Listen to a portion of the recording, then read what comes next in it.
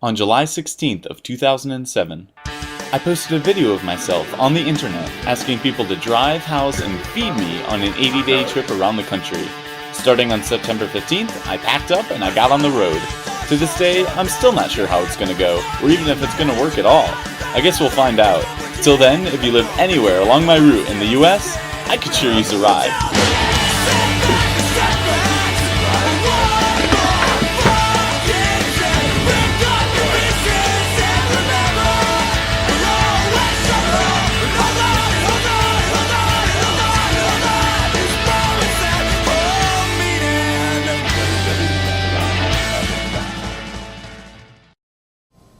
Hey guys, it's me. I'm currently in Chicago, Illinois at my volunteer Daniel Hahn's apartment.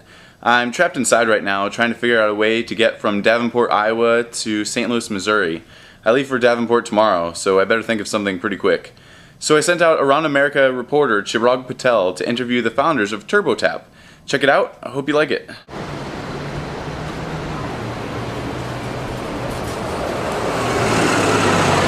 This is Chirag Patel, and we're here at TurboTap headquarters in downtown Chicago, River North, to meet Chris Dressler, co-founder of TurboTap.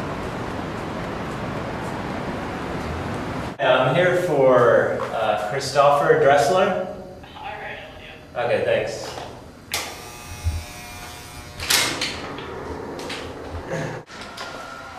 Hi, how are you? How's it going? Laminar? Yeah. Okay. Okay, we're here at Laminar. Is it Technologies? Laminar Technologies, makers of the TurboTap.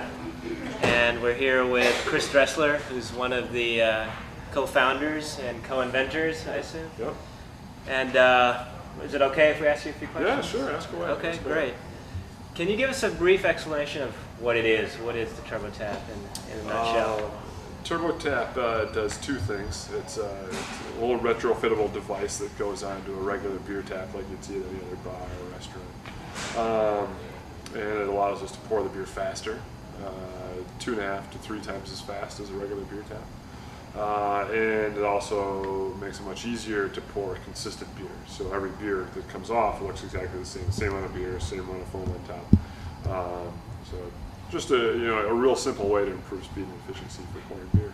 Well, here in the Turbo Lab, coming out of the Turbo Cooler on the Turbo Tower, I guess we're on a Turbo Day today.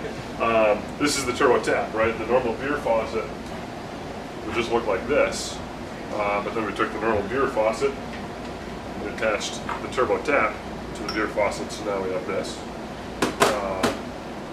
So it makes it real easy. Just touch the bottom of the cup, no special techniques needed, no special training. The bottom of the TurboTap goes to the bottom of the cup. You open it, and very quickly, out comes the beer.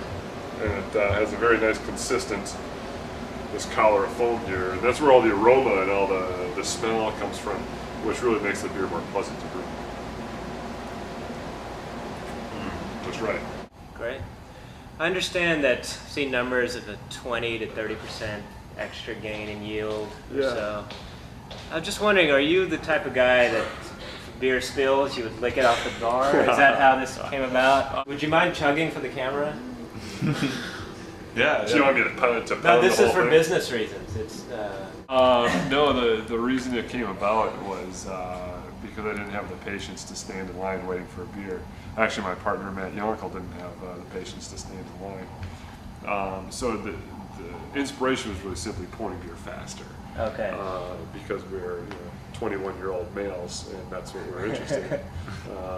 When we really try to become a more grown-up business about it, we discovered, or our customers discovered, that not only was it faster, but it was much more consistent, Okay. and a lot less waste. And that's what they were interested in. Now, if I spilled the beer, I probably wouldn't lick it up. Okay. I wouldn't have then, I wouldn't now. That's good to know that the upper executives aren't licking off of bars. And understand it's being received well in Chicago, and Yeah. it's gone national now. Yeah, we were both in Wrigley Field and U.S. Cellular Field, and we're working on United Center and Soldier Field. We're in places from San Diego to Seattle to New York to Florida, 4 corners of the country. It's going well. Yeah. What's been your biggest obstacle as far as marketing and branding and I would say the biggest obstacle really is kind of a funny financial one. Is that, as you mentioned, a lot of places will dump 20. They'll be pouring beer, and then it comes out really foamy like this, and they dump 20 or 30% of their beer down the drain in the form of foam, right? But the margins on beer are so high that they're still profitable. Yeah. And so these guys are, they're not the most complicated guys, and they're thinking, well, why should I spend money on TurboTap when my draft beer is profitable now? Yeah. That's a good question, right? Well, it should be more profitable, right? More than pay for the TurboTap. Right. But that's just being a new technology, something different. People have been pouring beer with this thing since 1936. No kidding, it hasn't changed in 71 years. But we're trying to change it. If it's not broke, don't fix it. Is that what they say? Yeah, that's it. So we said, well, let's just make it better. And it's taken a lot of time, a lot of work, a lot of money, a lot of long nights, a lot of early mornings, a lot of weekends. Yeah. So it certainly hasn't been easy. Right. And one of our sayings that we say here as well is, if it was easy, everybody would do it. Right, right. So that's where we are. Okay, great. Thanks a lot. We appreciate your time. No problem, guys. Yeah. Good to talk to you.